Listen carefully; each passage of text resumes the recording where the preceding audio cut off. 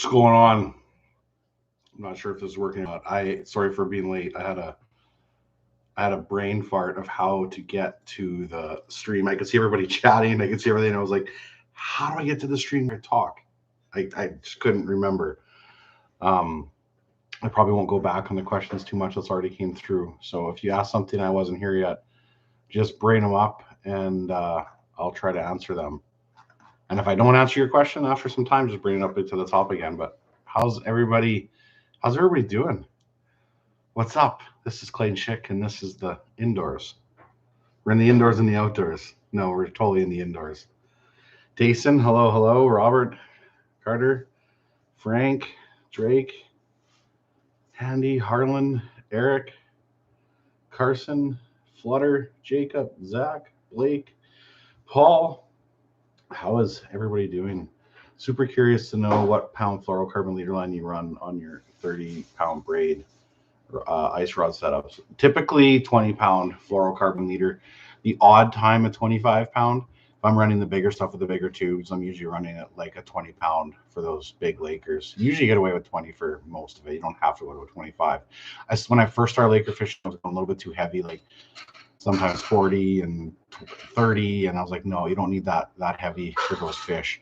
The biggest reason why you need a heavier fluorocarbon has a lot to do with like how you are fishing the bait or what you're doing with it. Like when I troll for lake trout, I'm using a heavier fluorocarbon, like sometimes a 50 to an 80, because you're banging into the rocks a lot and it's causing a lot of strain on that knot in that area there, and it's gouging against the rocks, so you need something heavier there. But for jigging, 20-pound fluorocarbon is what I use pretty much most of the time. Hey, Clayton, question: how would you fish or target big walleyes, smallmouth bass, and perch to the ice at a small lake with no structure or inflows? Well, the biggest thing, you said it's a small lake, so I would fish the whole thing. It sounds like it's almost like a big feeding bowl if there's no structure or inlets. Um, there's got to be some kind of structure on the lake, right? Like there has to be an underwater point or something like that. Like if it's a big tiny bowl, then you're just going to fish shoreline related structure, because they're probably just cruising the shoreline more than anything, like in the contours, right? Like a lot of lakes set up where it's like it's shallow, and then like there's your first break line, and that's like when your contour lines are really close together, and then you have a little bit of a gradual drop off again where your contour lines are wider apart. I like to fish a lot of those areas where the contours are wider apart, close to that contour where the lines are close. So you got your drop off here, and you fish right at the bottom part of it, right? So you got the steep drop off, and then it kind of gets a little bit narrower, or right at the top of it. They'll use that as a travel route. Plus, it'll push bait up against it and stuff like that. So that's where I'd start. And the second thing I do is I would use the live scope a lot for just scanning around the whole lake and seeing what you can find. I have a couple lakes that I'm going to try to do that hopefully this winter, and go to and just search the lake and try to find walleye at a lake I've never fished before with the live scope. Sorry, on the ice, top 3 baits you use without bait. I'm gonna get more to. I got my tackle box right now is what I'm carrying on the ice. Look at the blood on her. This is the box I'm carrying on the ice right now. I take for my walleye fishing. I'm gonna go through that here in a little bit. We're gonna just go through what's in my walleye box right now. This is too much tackle to take on the ice, but this is what I've been taking right now. Probably when I get to some snowmobile adventures and stuff bouncing around, I'll take less, because I don't want stuff to get beat up in the paint that bad. So, do you plan on using the Eskimo augers at all? I think I'll try the E40 at some point. I don't have any plans I don't have one right now. I might try one, but I'll still be running the Alpha. From what I've heard, the auger is really good. I heard it's not quite as torquey as the Alpha, but anybody that's fished with it so far has told me it's really good. Now it's early ice. Any auger in early ice is going to work quite well. It's that April, that March, where the ice is super thick and there's slush. That's when I really want to test the auger. So maybe I'll fish with it a little bit then to see if it handles the thick stuff. Clayton, can you explain how to participate in your Patreon? So yeah, I don't have a Patreon. What I have is just the members channel. There's somewhere on the channel if you go to Clayton Schick Outdoors on YouTube, there'll be somewhere where it says join. and you can join right there, and it's like $4.99 a month, I think, for members. Maybe that's American, so maybe it's like $5.49 or $6 Canadian, or I'm not 100% sure. And I think like I get like 75% of that, and YouTube keeps the rest of it. It's literally, I have like 60, 70 members, so it's like $200-300 a month, but it literally just goes to fuel or camera gear. I just bought a new camera. If anybody that watched my video where I knocked my camera over, the camera's still working, but I'm like, I better get another one. So I got a whole new camera setup, new tripod, all that stuff. So maybe even two, when Carter and I or somebody does a 1v1 or something like that. Actually, Adam, Carter, and I just did a 1v1. That the video will be coming out eventually. But the more cameras, the better, right? In my situation.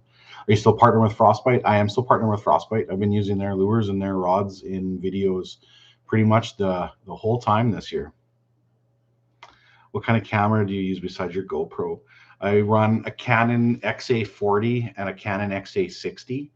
And then I run a Canon Mark II, I believe it's called. I think I have one here somewhere. I could probably get, but yeah, those are the cameras I run the most. And then I also run a Tascam for a mic. I use separate audio for all of that. Have I fished crooked yet this year? I have not. Heat hog or buddy heater? So far I've been using the heat hog and I like it. I'm not disappointed in the heater or the heat hog at all. I'm just starting to use it really for the first year. I used it at the end of the last year. So again, until I spend some time with it, I can't truthfully tell you. Not that the buddy heater was really that bad at all. Like I never had any problems with the big buddy heater. The flex heater, I think it's called, that thing's junk for sure. But so far the heat hog stuff's been really good. It seems to be better built, but until I spend some time with it, I can't truly say. But the heat hog honestly has been good. No complaints at all. Jerry, I see you found the CSO membership. Welcome. We do after this chat, I always do like a half an hour just member chat only, so like the members can get their questions answered for sure, because it's a lot slower and it's easier to get to all the questions and whatnot. So if I don't hit your question here, make sure you ask in the members chat again. Do Lakers bite at night? If they do, where? For sure they bite at night, and they literally in the same places you're going to fish for them during the day, like 100%.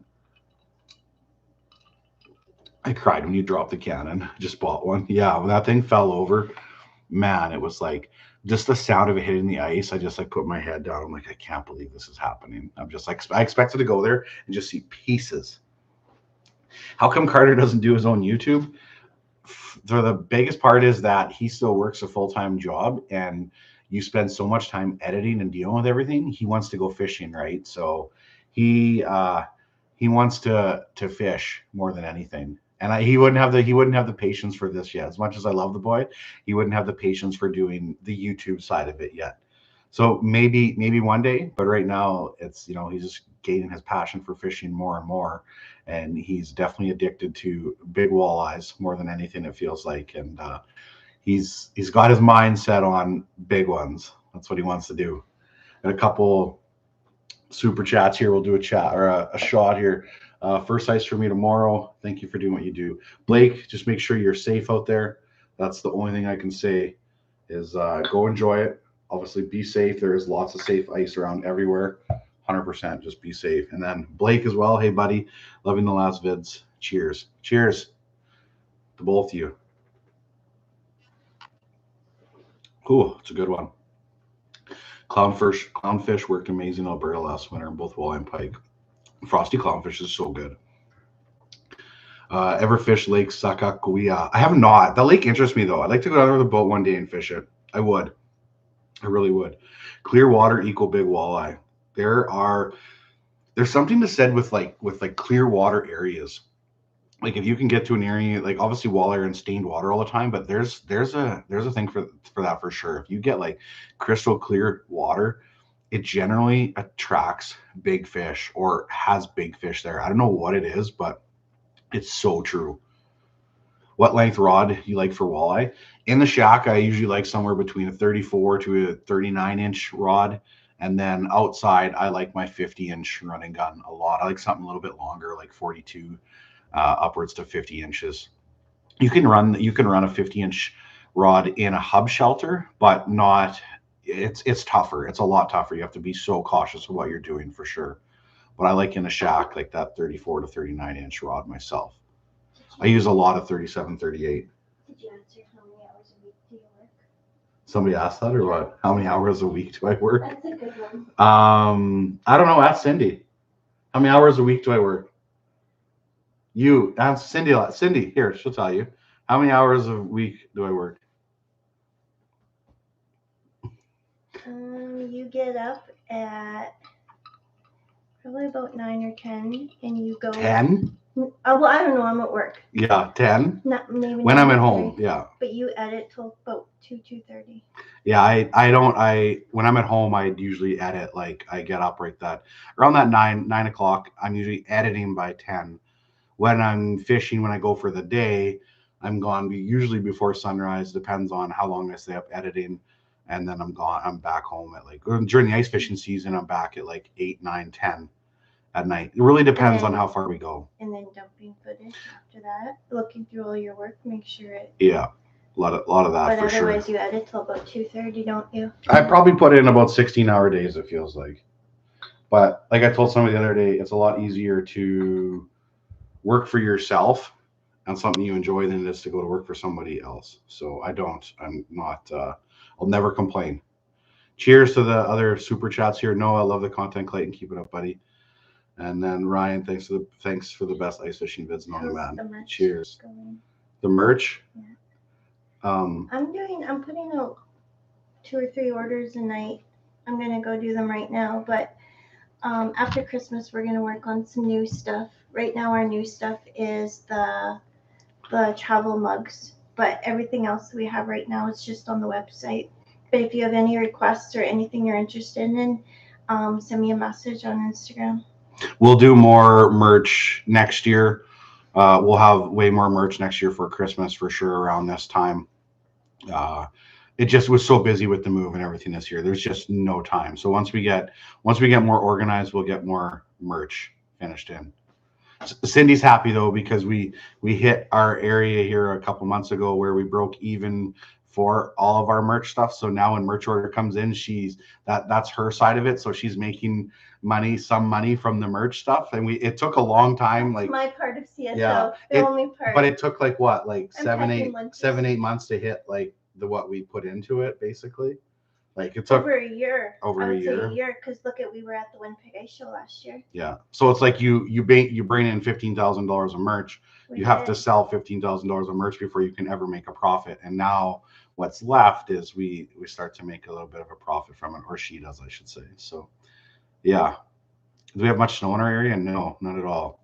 Got to do some Cindy and Clay on the ice. I know I want to get her in a video, but she doesn't like the videos as much. Yeah. We'll just put cameras up. Maybe I'll tell her I'll take Tigger. I'll go and pack snacks.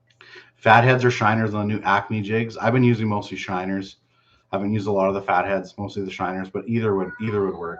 What shelter was in the last video? Is that the one I did with Carter? That was the 650. That was the 650 limited edition one. I never did show the outside of it at all for that one. So yes, that was the 650 XD.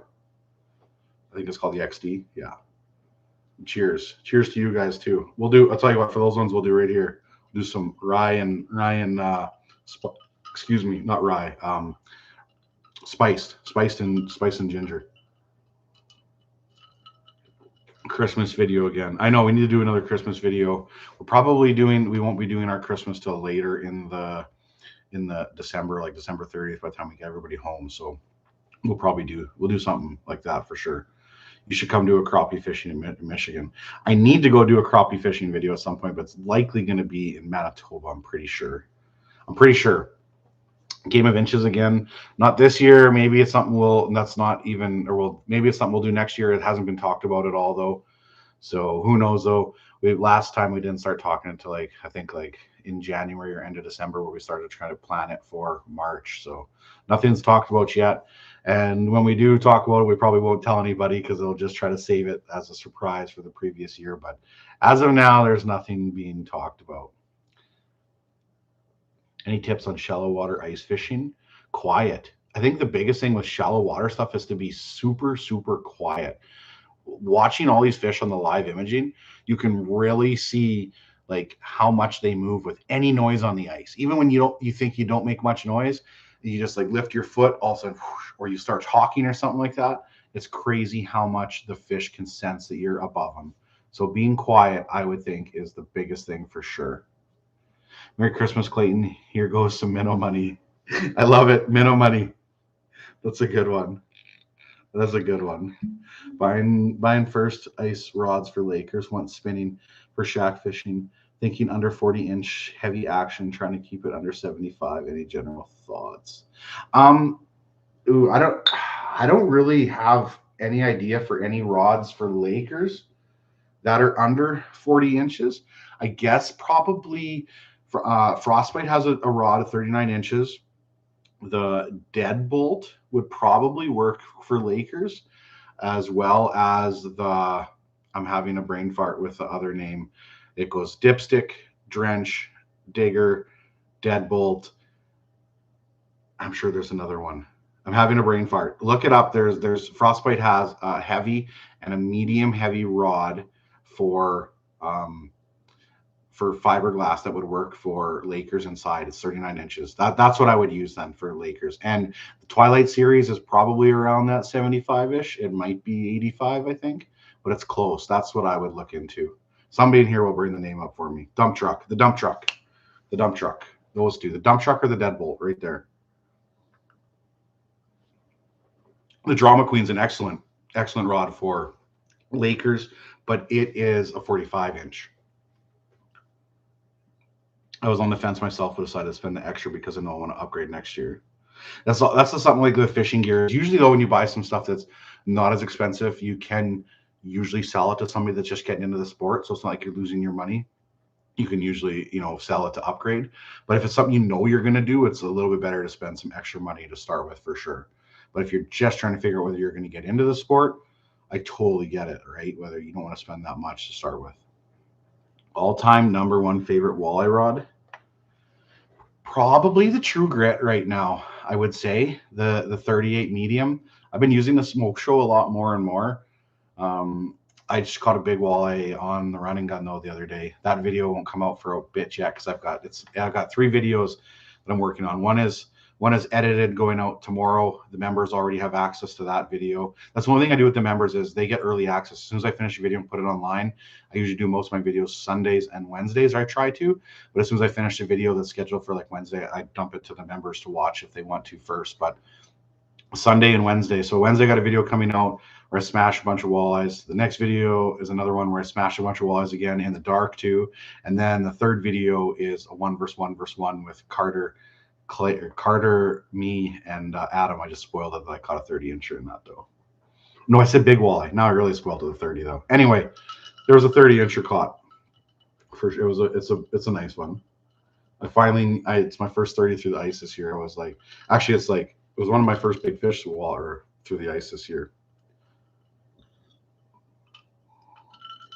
What do you look for on a contour map when targeting early ice walleye on a new lake? Usually feeding flats. And I covered this a little bit earlier, but it's like I'm looking for something with access that's close to deep water. So say I've got like 40, 50 feet here, and then I've got where a slope comes up from 30 to 25, 24 feet, and then it kind of flattens out.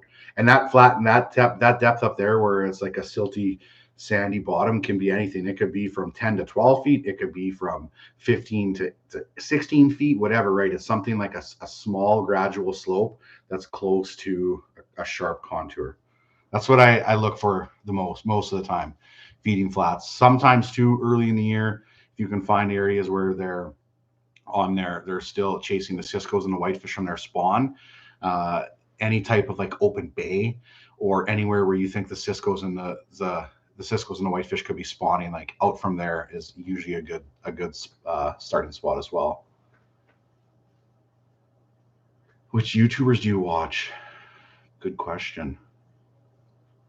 I watch Jay, obviously. And then I watch more stuff on like camera gear, marketing, how to build your YouTube channel, do all that stuff, right? Like I don't watch a lot of like fishing YouTubers. I try to. I try to see what's out there, and The odd one I'll watch right through, but most of them I tend to like skip through them pretty quick. I'm trying to think what fishing YouTubers I'll watch like right from the start to the finish. Mostly Jay, I think, like right now is making videos.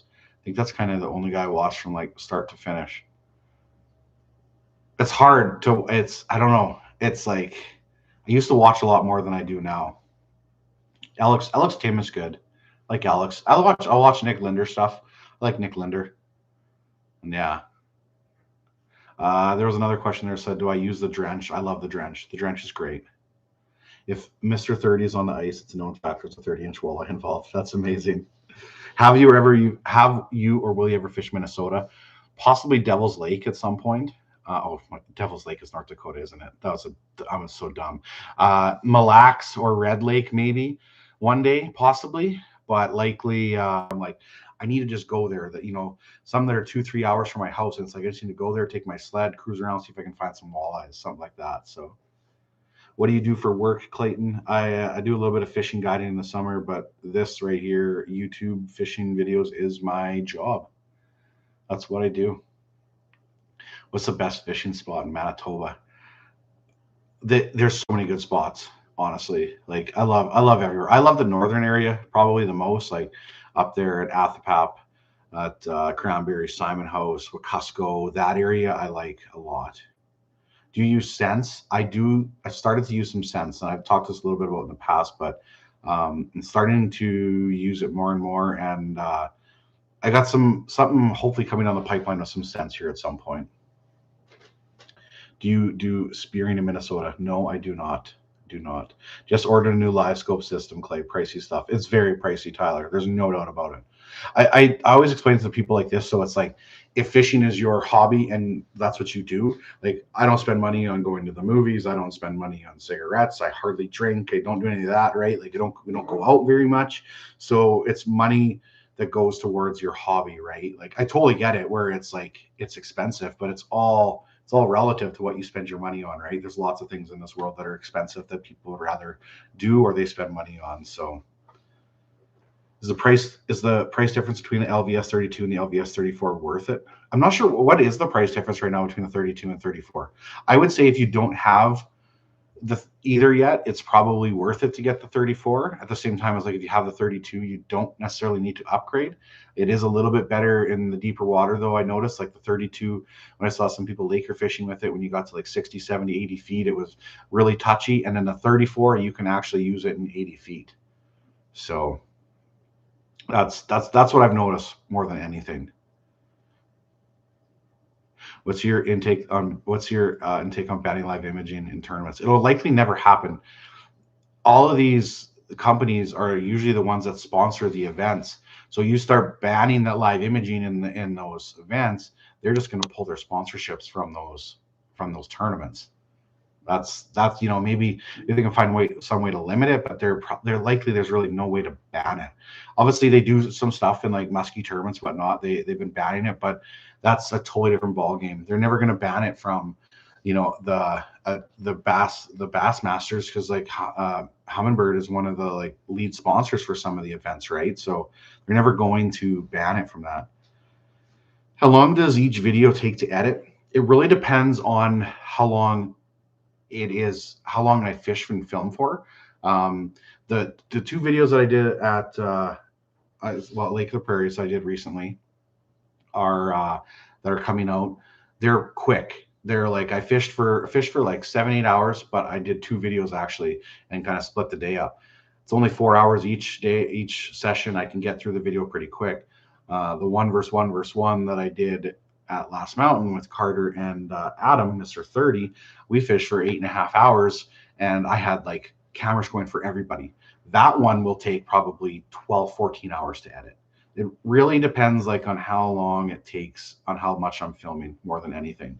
If I go do a video in the garage where I'm like showing off a product or doing something, I can edit that in an hour. So yeah, it all depends on how long you fish for more than anything. But usually for every hour of fishing is at least an hour editing. I've used my 34 in 90 to 100 feet. It was really clear water, could pick up my 5-inch jig. That's impressive. Have you been to Red Lake yet this year? I have not. I've never fished Red Lake. And it'll take me a lot to come to Red Lake, to be honest. What's your thoughts on the Garmin Panoptix PS22 for someone with a budget that wants a live scope? 100%. I think that's a great idea. I think the live imaging has a great place for the people that just want something to get into it. Any live imaging is always better than no live imaging, if that makes sense. Clayton guides in the summer in his YouTube channel, and that's it. Somebody must ask what I do for work again. So yeah, that's it. Snow dog. I can't see me getting a snow dog. Is chumming imperative for Lakers at Athpap? No, I don't think you need to chum for Lakers. I think at Clearwater it's something that seems to help a lot, but at Athpap I like rarely chum for Lakers there ever. I don't know. I find those Lakers are cruising in that area one way or another, and if you feed them, they're more likely going to key on that bait a lot of times. So everybody's got different opinions on that, but I don't chum for Lakers. If I had the money, man, I'd get you to guide me at Wollaston.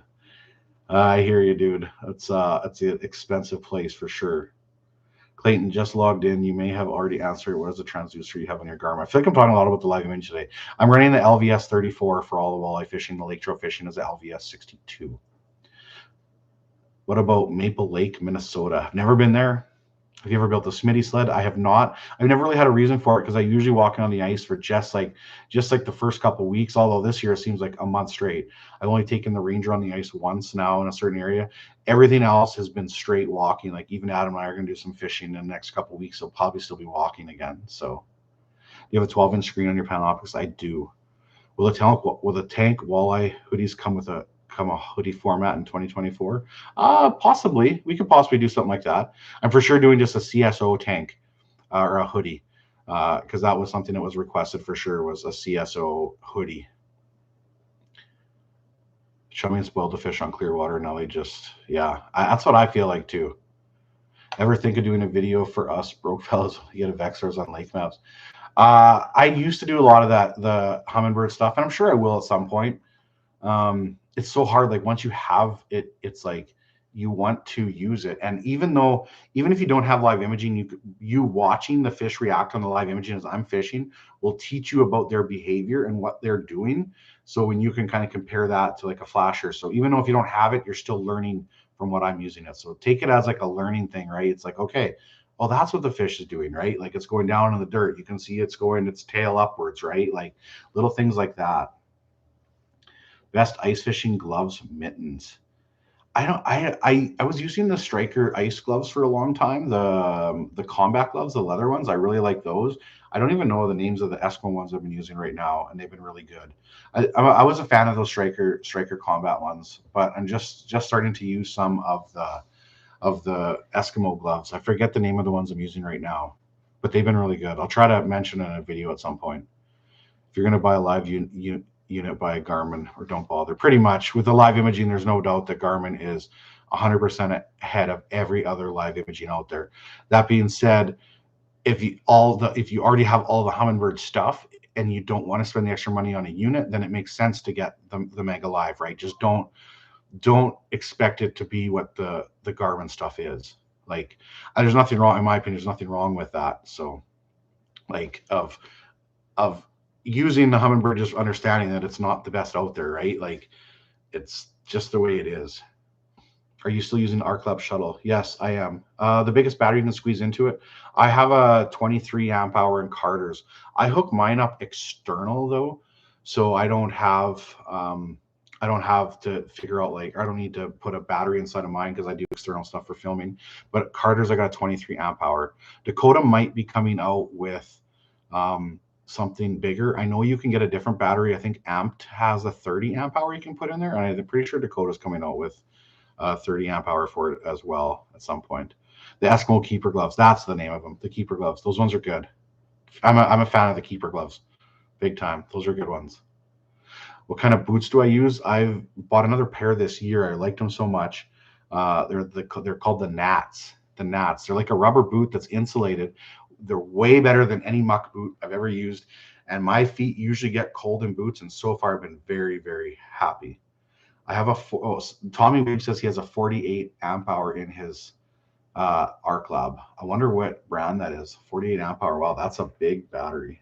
That's awesome. That'll last days. The last days. Have the Eskimo shelter bags improved? Or are they still super tight? No, they have definitely improved. I remember back in the day, like pulling an Eskimo hub out of a bag, and you're like, oh my goodness, you're like, you can't get this thing back in, right? Like it's impossible. They have improved. That being said, I still like the zipper better, the zipper method where I can lay the shack down on the ice. But I haven't like I'm not disappointed in the bigger bag though. It is really big, so when you get it going, it does go on. But I haven't spent any time when it's super cold yet, and you get that shelter where it's all frosted up, right? The biggest thing I'd say for that is like to get a really good strap or even two of them and like strap those shelters down once you fold them up, and that bag will slide in there easy. But the bag's way better than it used to be, 100%.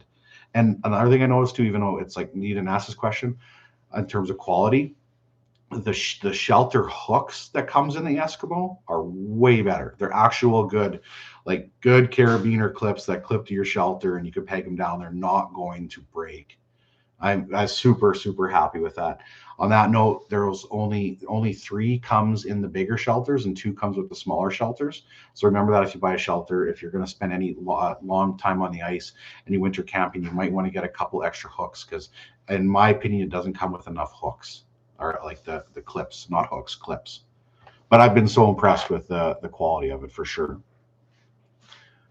Eskimo hub bags are great now. They have plenty of room. You go in the frozen. Okay, there. So that's good to know. Yeah, the bags are so much better than they used to be. Do you fish in a flip over? If you ain't using a camera, just fishing. I'll actually fish in a flip over too. The next video I have coming out, I'm fishing on the flip over. I'm not actually. I didn't set it up because it was so nice out. But I am going to be fishing in the flip over more this year because I want to do some more running and gunning on some lakes. And you just can't beat running around with a flip over.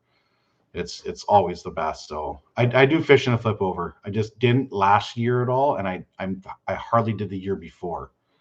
But curious why the switch from heater hog from big buddy heaters.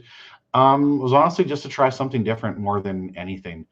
The big buddies have been pretty good for me. The only thing is like the propane issues, right? It's like, but that's not a big buddy thing. That's just propane being very tough to deal with when it's colder. The heat hog's just a little bit more solid too. I feel like it's better built, but that's just try something different more than anything. What do you think of the Guggen baits? I've never used any of the Guggen baits, so I can't give you a good answer on that one. Any advice on where to target stocked rainbow trout? Barbie Lake, northern Manitoba is probably one of the best ones to go do that. And then in the Duck Mountains, there's a couple good lakes there that I would spend some time at. Propane hangovers suck, no doubt. Did you switch from otter to Eskimo, and why? I did, yes. And I should probably just make a video of this at some point. I've answered this in any question. The biggest switch I made was it was going to be a better fit for my channel in the future. It's a financial decision, right, to keep the channel going. I got a little bit better deal with Eskimo, and the biggest thing I want to note though, it's like I was happy with the gear too before I did it. Like they sent a bunch of gear, they're like, check it out, try it out, see if you like it before you ever commit to it. I'm never going to commit to something without trying the gear first. So obviously it's like I want to have faith in that product before I ever like jump into something and switch. I think I honestly feel like, it's my honest opinion, I think at one point I think Otter made the superior product over everybody at one point. I'm talking like 10 years ago. 10 years ago I had an Eskimo flip over shelter. No, I had a clam flip over at that point. I had an Eskimo first and a clam. But 10 years ago I had an Eskimo and a clam flip over, maybe even longer. And every time I looked at like the Otter shelters, I was like, oh, I really want an Otter. They just seem like they're the best stuff. They're the best stuff, right? And Otter, it was like always there. And then the companies just slowly caught up, and they all kind of met each other. Whereas Otter, Otter was here and just like they're straight across the board. So that happens with a lot of fishing stuff, right? It's like you have this top tier to hit, just like the Garmin Live Scope, where it's right here, and the other companies are right here. And you think eventually everybody's going to get to that plateau, right? That same level. And Eskimo caught up, and I'm happy with using the stuff. I spent some time with all the J stuff, and yeah, I have definitely no regrets at all. And if I did, I would just I would just switch back. I never had I never left Otter on a bad term at all. So I'm happy with it.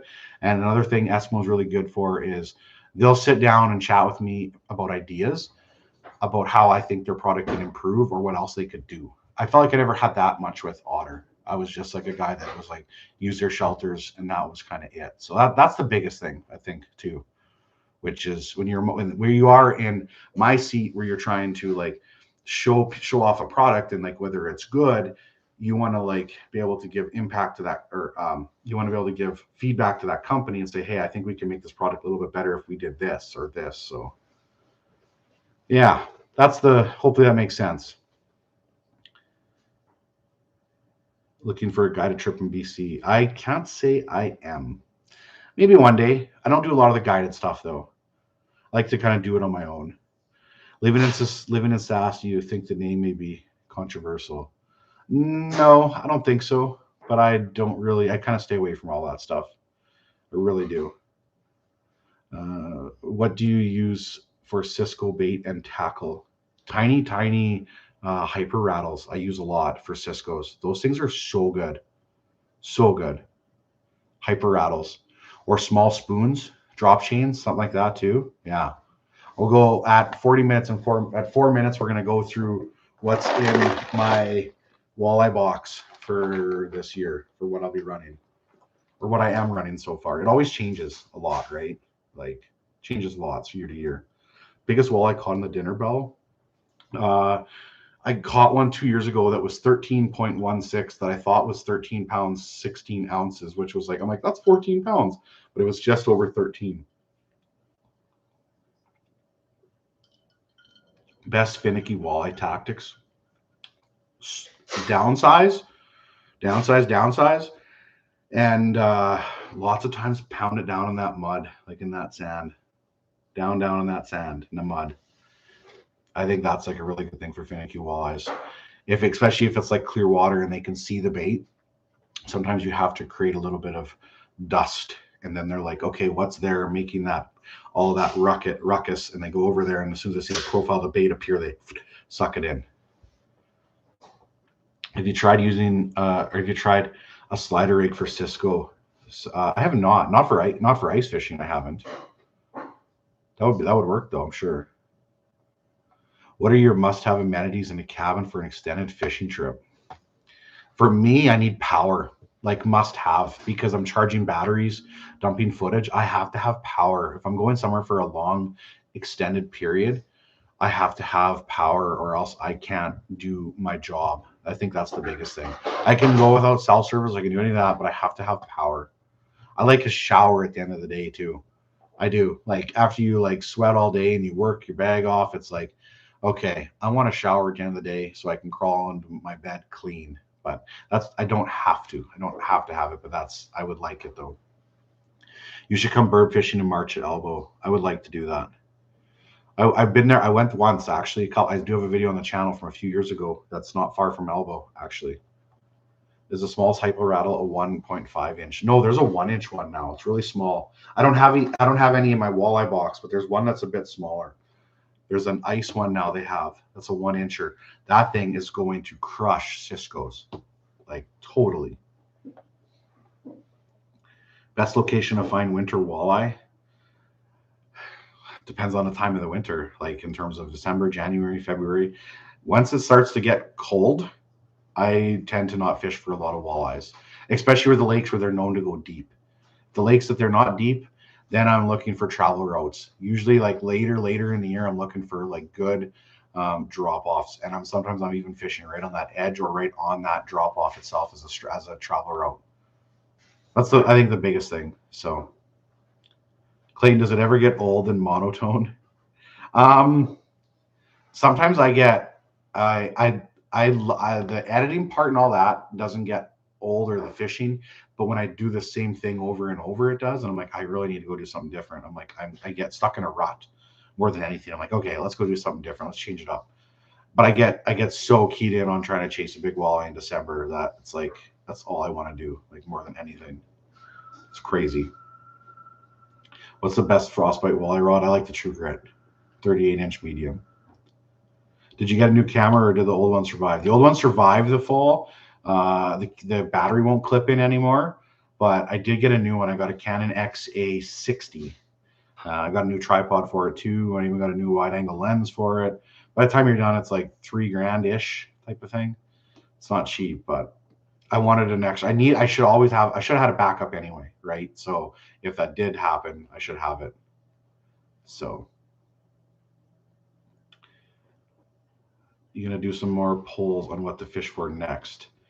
I'm not gonna. I should do those types of polls. What should I go? What should I chase next? I haven't done any winter camping yet. How bad is that? Like, I really need to do some winter camping. Like, bad, big time. And I also want to do like I need to do some stuff on like some Q&As or whatever, questions of like what people like to see some videos of. I really want to do find some way to get into the short meth program too, of just like answering small questions, right? Like, what are my favorite cleats? What are my favorite boots? That type of stuff. I just need to find the time. Anyways, let's go through. People are asked lots about walleye stuff, so we're gonna go through my walleye box for this year. This box is a lure lock. It's like got a sticky bottom, so your lures don't bounce around as much. But when you load it up, it's not good. Before I get into the actual lures, something that sits in my box that I use, a pile on a bunch of different baits, are different hooks. I tend to change the hooks on a lot of my baits.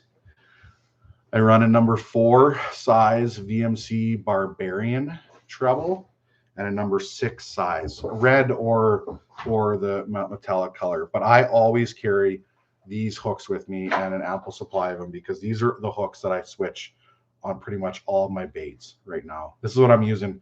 I just have a lot of trust in them. They don't seem to ever break. And I upsize pretty much all of my hooks for walleyes. Any spoon or even rattle bait I find that comes with stock is good for most applications, but for the bigger walleyes, I want to be upgrading lots. So one of my most used rattle bait, people have seen this lots. That is a 60 millimeter tantrum, and I use that a pile. That's actually what my PB walleye is caught on right now at 13.6 pounds. And yeah, that's a killer. The only other rattle bait I have in my box right now is still a tantrum, but it is the metallic Sexy Shad.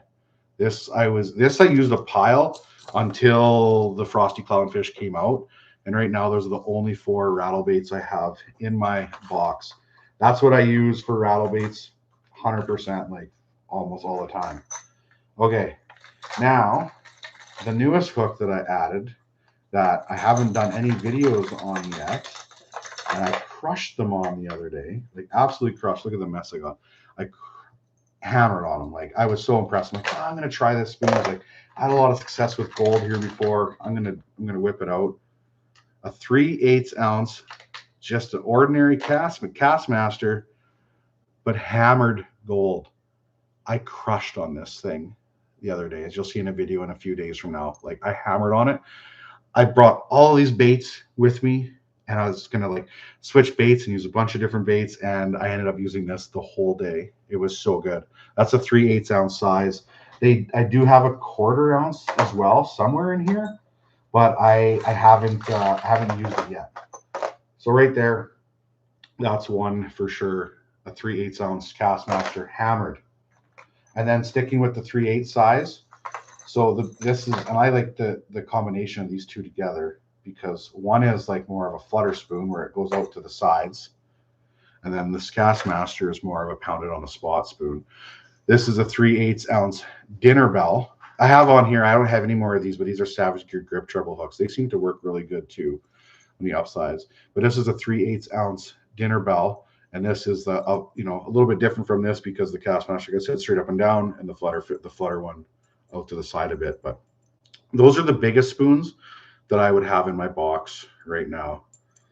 3/8 dinner bell and 3/8 Castmaster. And of course, if you don't have Insanity Pepper, like, what are you thinking? Can't tell you how many fish I've caught on this bait without even using any type of like bait. No minnow heads, no eyeballs, nothing. Just as Carter calls it, we fish it naked. So going downsizing spoons, I've been using a pile this year now. First year I've been using it, that just because it's the first time they came out with them. They always had what's called a sidewinder, but now it's called an ice winder. And again, this is a bait that comes with, I'll show you, comes with this little treble hook on it, feathered, which is great.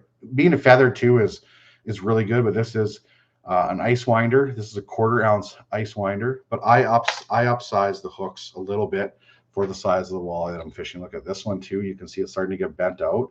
I'll change this hook out. After they start to get bent out, I just change the hook. There's no use messing around. You can only bend it back so many times before it's basically going to be a weak hook. But a 1/4 ounce ice winder.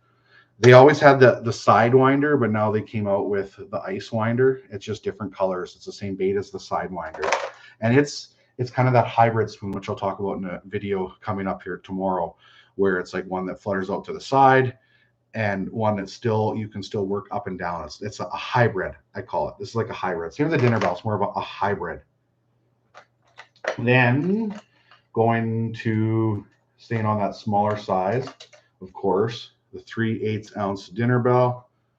This is the one where somebody asked was my biggest fish ever caught on a dinner bell. It was this color right here in this size, a 3/16 ounce dinner bell. Insanity pepper, baby. And some different types of spoons, which I've used a little bit, but haven't used a pile yet.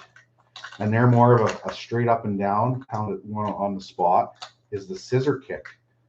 I do have some stuff coming out with it in the next video here too. I use it for a little bit, but this is like a straight up and down. These blades are pretty neat because you hardly have to move it and they turn pretty good.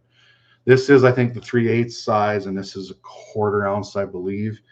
I've used both. Probably this is the size, the 1/4 I'm using the most. They have different sizes.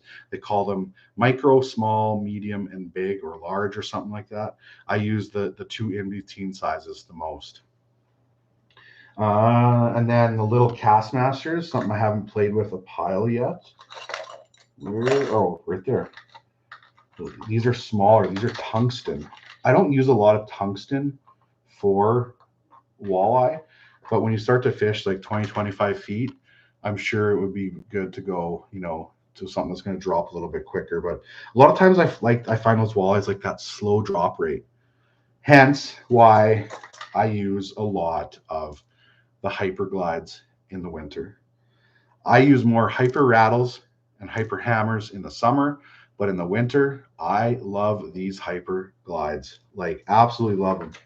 They don't make the blue and chrome anymore. That's my last blue and chrome.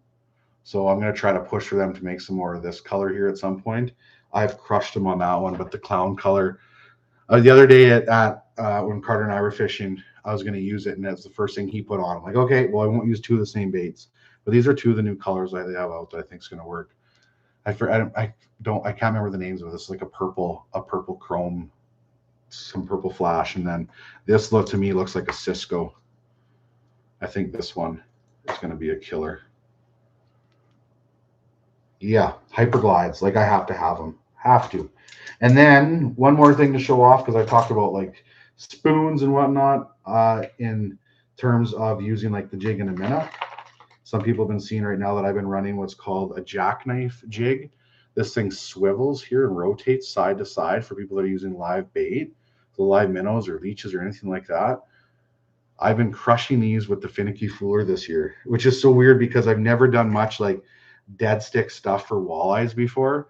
And now I've been using the dead sticks and with the finicky floors. They've been so good. I'm mostly using the 1/8 size, but I have used a little bit of the bigger ones too, a little bit. And then one more jig to show off here yet too, which is called the meathead. This was just a way smaller profile. So this I find when I'm going to use like hardly any bait on it, this is going to be a really good jig. I haven't spent a pile of time with it, but I know Jay uses it lots and really likes it. This is the meathead jig. It's a gooder, and they have a really strong shank on it. That's the biggest thing. I was talking with Mark from Frostbite the other day, and I was asking him, or he was asking me about hooks and stuff like that. And he's telling me about his like testing a bunch of the hooks, right? And he's like, he couldn't break them with like dumbbells. And I explained to him, and obviously he probably knew this too, but you'll never break a hook when something, here's a paper clip, if something is ever like hooked right here on the bottom and pulled down, you'll never break a hook. When people start to break hooks is when the hook is too small for the fish and it's not getting in there good, and the fish is putting pressure on the side. That's when hooks start to break or bend out, is when something's side hooked. If you ever get something to the meat of the treble in there, you'll never break it. It's when something's on the side of it and you're applying that awkward side pressure, or it's starting to twist it. When I say twist it, like it's coming out and then it's on the side and it's putting pressure on it one way or another. That's how you'll twist when you twist it. You'll never break it when it's in that meat of the treble. So even though if a hook seems really, really strong, as soon as you get it in that weak point, all hooks got a weak point. You can break those off so easy. Doesn't matter the hook. But usually it has something, a lot to do with the bigger fish with hard mouths, walleye, pike, even sometimes perch, when they're in the wrong spot. And a lot of it has to do with because the hook isn't big enough for what you're targeting. Most hooks come with, most of these, honestly, these spoons come with too small hooks because they're used to fishing for fish that are smaller. Plain and simple. They're designed to fish for smaller fish, and they'll work just fine. That hook with this, with that little treble, with that little feather treble on there, will work awesome for 15 to 23 inch walleyes all day. You'll never have a problem. But as soon as you start to get a 30 incher that is hooked right here and it can't ever get to the meat of the hook, it's going to bend out. That's with any hook. Opinions. It's all opinions. It's all opinion. Take everything with a grain of salt. It's all opinion. Anyways, though, that's my walleye box for the year right now. I don't know if it's to be for the year. I just wanted to go through. I have the 1.5 inch hyper hammers. This is like the 10 grams. Use that lot for some walleyes as well. The smaller hyper, not the smallest hyper rattles, but the second smallest. Ooh, fire tiger. Oh, tackle's fun. I'm sure a lot of you guys are the same, where it's like you can just sit in your tackle box and play for hours and hours. Okay, sorry, I don't know if that was something people enjoyed, where I went through some hooks and stuff like that and got away from questions, but that's something we would try for one live chat anyway. Just leave your comments in below of the video, not necessarily here whether you like that or whether you don't like that. And yeah, too much stuff, CSO. 100% too much stuff. You're not wrong. Do I tie direct or use a snap for walleye? I use a snap for most applications. The only thing I would tie direct is the jigs. The jigs I like to tie direct. Everything else I use a snap. I'm mostly using a VMC crankbait snap size 0. That's what I probably use the most for the winter. I would say that's something that's usually in this box, and I don't know why it isn't. Carter probably stole it from my box. Some of the most recent, just wish people could control their drinking, at least if people can have. What? I don't even know I even like answered that or read that comment. That's what happens when you don't read the comments, you just start reading it. Any advice for keeping GoPros running in the cold? Wow. So we just did a video, this 1v1 we did, where I battled with batteries all day long.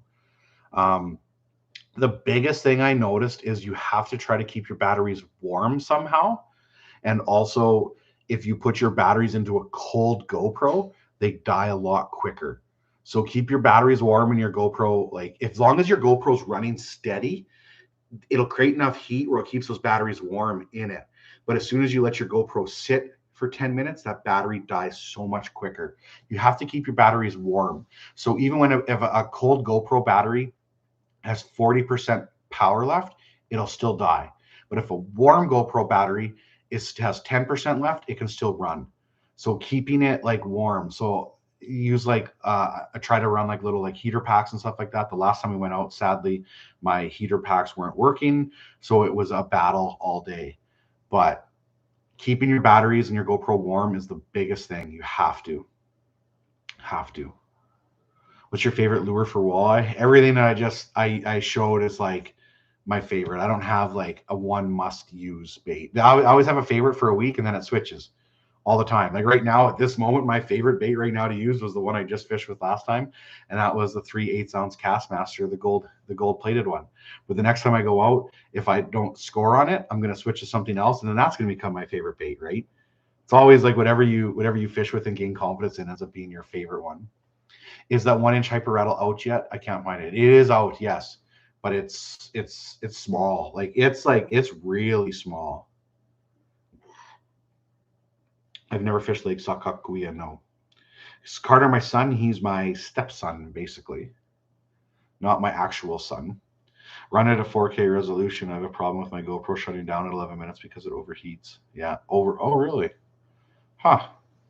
Yeah. See, my GoPros would shut down on me on the summertime. It would overheat for sure, but in the winter, I don't have a problem with them overheating. Good idea to keep the batteries warm. You need to find a big pocket, 100%. I gave Adam a couple batteries because he had a hand warmer, and I just like gave him a couple batteries that were like fully charged. I'm like, just hold on to these, keep them near your hand warmer or whatever, right? And at least we have some batteries to go through. But I was changing batteries all day and trying to. I had two chargers going at the same time, and it was like then the batteries start to blink, and I'm like, oh no, I'm like, they won't even take a charge right now. Yeah. Basically stepson. Cindy just laughed at that one too. Obviously, she's reading. Later in the day, Cindy will tell me, she'll be like, all the questions that I missed or that I should have answered, whatever. She reads these questions one after another, right? Whereas I read one and then I answer whatever. She's reading them all. Yeah, she'll tell me now about ones that I wish I would have answered. So yeah, I will be your stepson. Are you still using the VMC snaps? Yes, I am. I'm using the VMC crankbait snaps. What kind of line do you use for them big walleye? Just wondering, because I'm getting into walleye fish on the ice. I use a lot of the Suffix 832 ice braid, and then I run a fluorocarbon leader.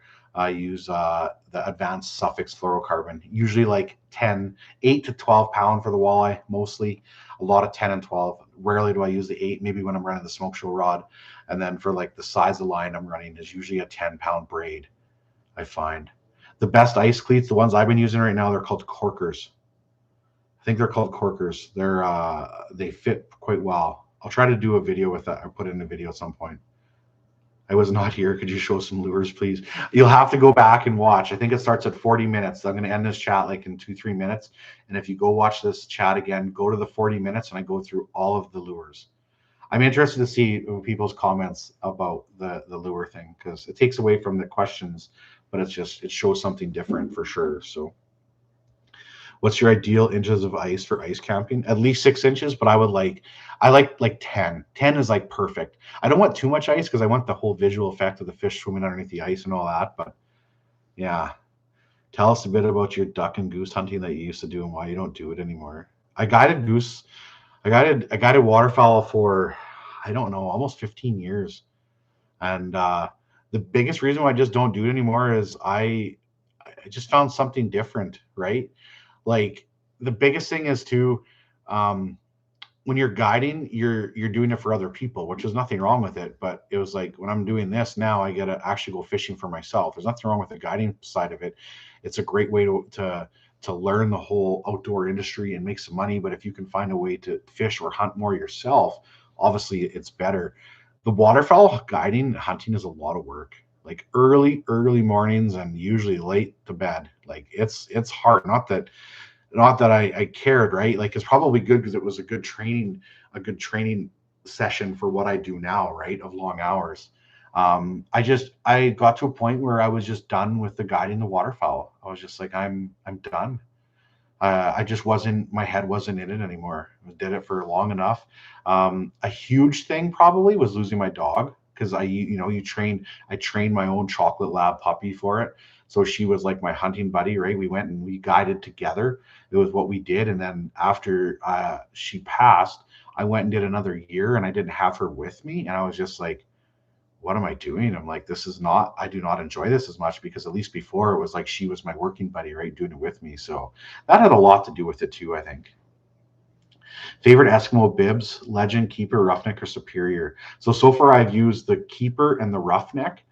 I'm impressed with the roughneck version. If you spend a lot of time on jagged ice on your knees, kneeling around, I could actually like crawl with my knees like to the hole with the roughneck suit. The padding on the suit was the best pads that I've seen in an ice suit yet. But they're not the same in the keeper suit. I noticed, and I haven't really looked hard at the legend suit yet. But the roughneck, the actual knee pads in the roughneck suit are mind blowing. I couldn't believe it. The next video will be out tomorrow, probably around that 4 o'clock ish. I already have it ready to go. It's out. The members are already have access to it, and they're already been watching it. It'll be Wednesday, Sunday, and then Wednesday again, most likely.